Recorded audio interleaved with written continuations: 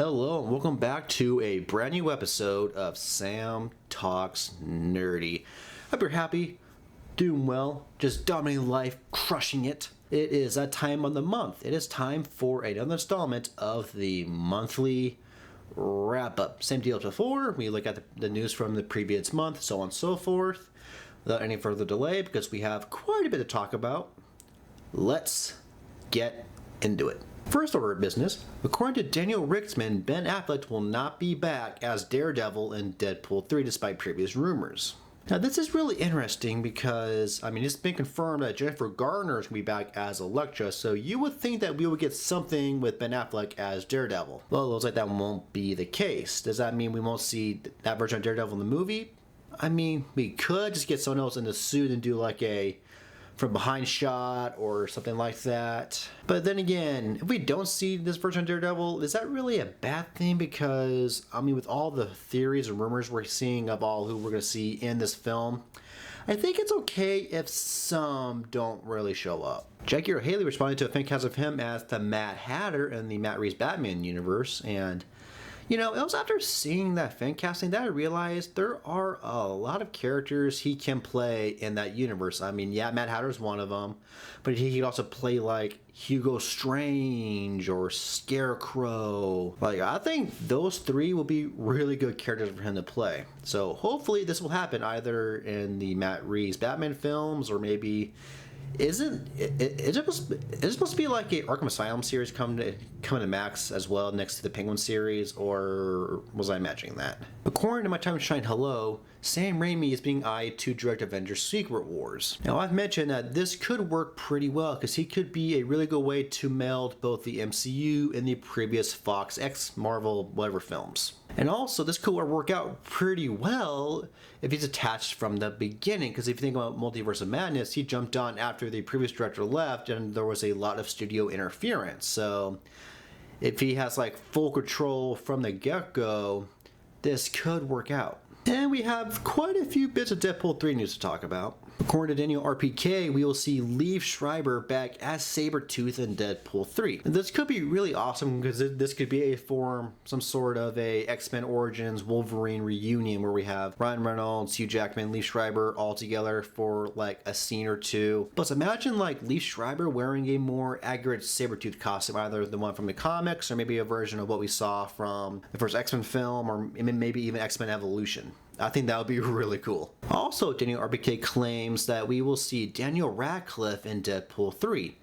In what way or form, it is unknown, but if I had to take a shot in the dark, it would probably have to be a Wolverine variant since he is apparently a pretty popular fan cast to play Wolverine, especially now recently with one of his newer films. And I can see this, but then again, this could also be another John Krasinski Mr. Fantastic fan service moment where he just pop up as Wolverine and then just dies immediately.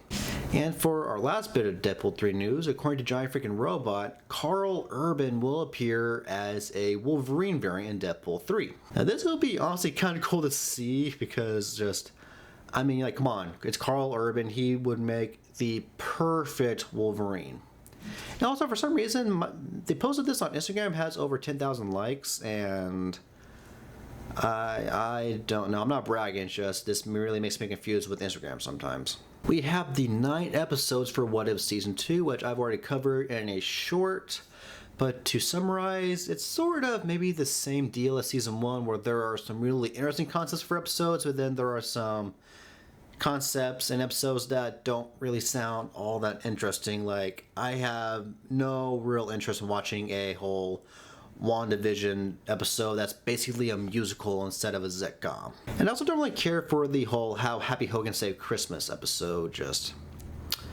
I love What If, I really do, but they really need to, how can I phrase this? They really need to figure out how to get some pretty good episodes. There are some good ones like what the Avengers fought Surtur. What if Yondu delivered Peter to Ego? They do have some cool episodes that are actual what if scenarios, but then again they have some where it's just how's this a what if scenario?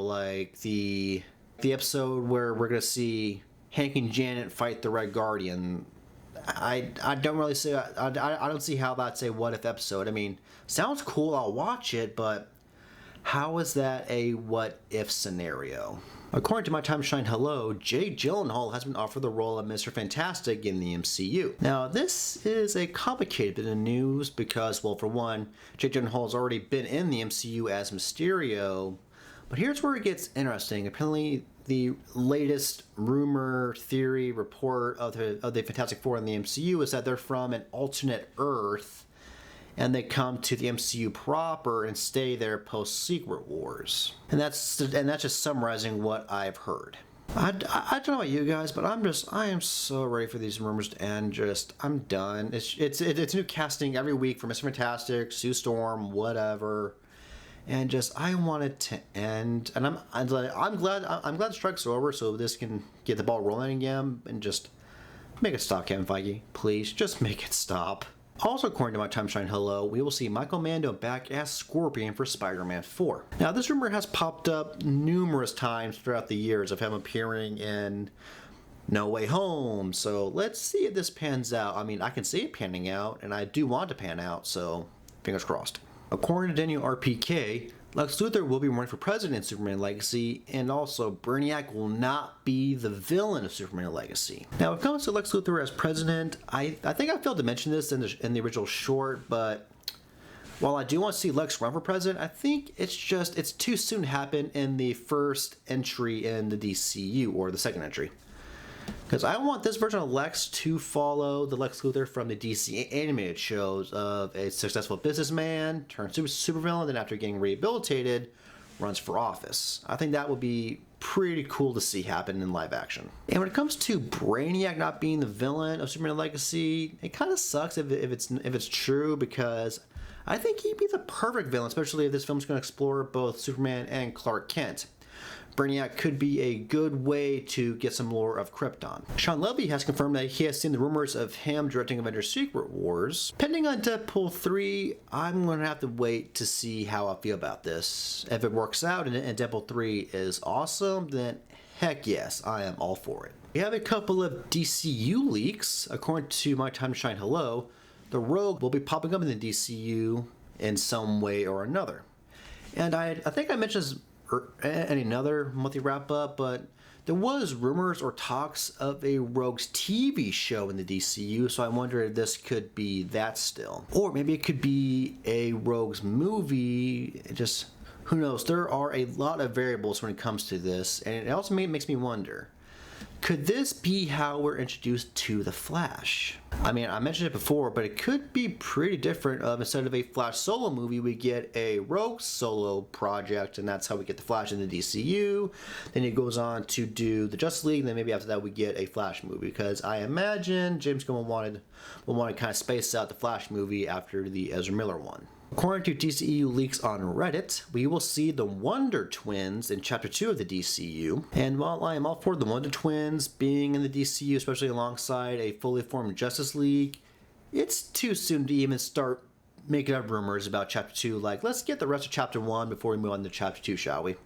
We have alternate designs of John Krasinski's Mr. Fantastic suit in Multiverse of Madness. And again, we were robbed because these looked awesome. Hopefully, in the Fantastic Four movie, we will get one of these suits. I have a cool idea where, like, if this movie is in fact set in the 60s, it moves to present day. Maybe in the 60s we get the all blue suit with the white collar and white gloves, and when they move to the modern day, they get a more modern look with either the all black and blue or the all blue and black. We'll have to see, but that's my hope. That is my hope. The live-action One Piece has gotten a second season, which means this is the first ever live-action anime anything to go past one movie or a season, which is pretty incredible. Hopefully this means a brighter future for any upcoming live-action anime adaptations. I am also in the middle of the first season of the anime, so that review should be coming here soon. Don't know. I don't really have an exact timetable, but it should be coming here maybe in the next month or so. Robert Kirkman mentions that he wants to do 7 to 8 seasons of the Invincible animated series. And I've mentioned in my short that this is a pretty good amount. Originally, I thought maybe they need to do like 9, 10, 11 seasons, but with how they're kind of pacing the seasons, I think 7 to 8 is a good amount. Plus, I mean, they can always add more seasons if it doesn't work out. According to General Holt 8 on Twitter, Xia Ling, who is Shang-Chi's sister, will return for Armor Wars. Okay. Yeah, this is kind of the downside of what I do, of having to talk about some news that's not really that interesting. It's just, okay, and? David S. Goyer shared that originally Warner Brothers wanted Leonardo DiCaprio as the Riddler for The Dark Knight Rises. And also hearing this made me think back to when I was younger, and of course, the Dark Knight Rises was still in development, and I recall hearing the rumors of the Riddler actually being the villain of the film. I even remember seeing like some fan art of, I think it was David Tennant as the Riddler. Like I saw like this fan-made poster, which, I mean, little me thought was legit, because I didn't know about fan art back then.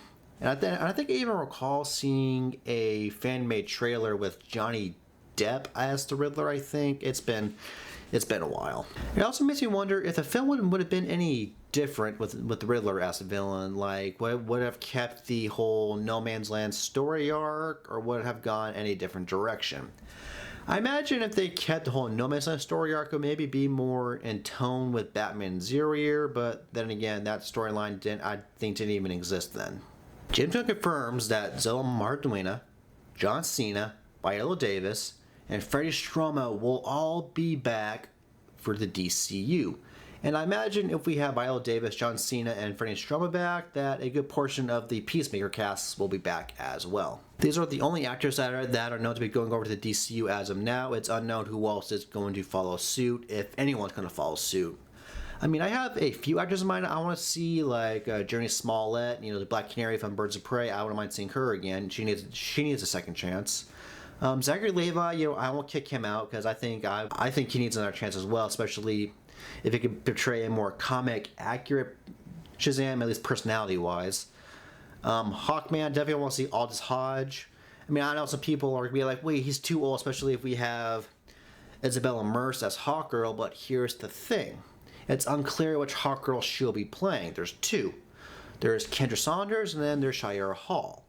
And my gut's telling me she'll be playing Kendra Saunders. And then I also wouldn't mind seeing some of the other JSA characters like Atom Smasher and Cyclone. Maybe Dr. Fate, but I don't really know about that one. Maybe they want to get someone else. I mean, I love Pierce Brosnan, but I just don't think he would agree. But then again, I could be wrong.